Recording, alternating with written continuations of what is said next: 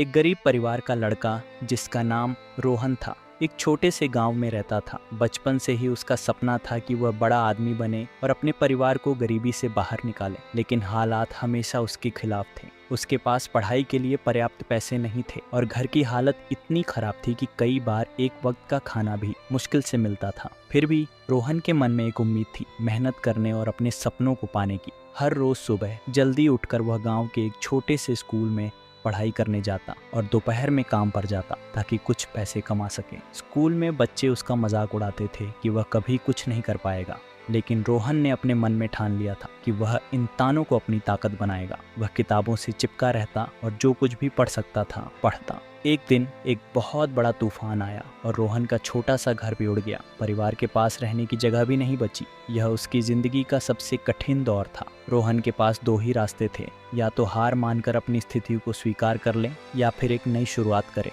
उसने दूसरे रास्ते का चुनाव किया। उसने अपने रिश्तेदारों से उधार मांगा और शहर जाकर अपनी पढ़ाई पूरी करने का फैसला किया। शहर में उसकी मुश्किलें और बढ़ गईं। किसी भी कॉलेज में दाखिला लेने के लिए पैसे नहीं थे। वह दिन रात मेहनत करता, छोटे छोटे काम करता और किसी तरह अपने खर्चों को पूरा करता। पढ़ाई के साथ साथ उसने कभी हार नहीं मानी। उसकी आंखों में सिर्फ एक सपना था, अपने परिवार को गर्व महसूस कराना। कुछ सालों बाद उसकी मेहनत रंग लाई। उसने एक बड़ी कंपनी में नौकरी पाली और धीरे धीरे अपनी जिंदगी को बेहतर बनाया। उसके मेहनत और संघर्ष की कहानी सुनकर सभी लोग हैरान थे। जो लोग कभी उसका मजाक उड़ाते थे अब उसकी तारीफ करते थे। रोहन ने धीरे धीरे अपने परिवार की स्थिति को सुधारा। उसने एक अच्छा घर बनवाया, अपने माता पिता को सुखी जीवन दिया और अपने भाई बहनों की पढ़ाई का भी खर्च उठाया। उसका यह सफर संघर्षों से भरा हुआ था, लेकिन उसने कभी हार नहीं मानी। इस कहानी से हमें सीखने को मिलता है कि चाहे हालात कितने भी मुश्किल क्यों न हो, अगर हमारे दिल में अपने सपनों को पाने की आग है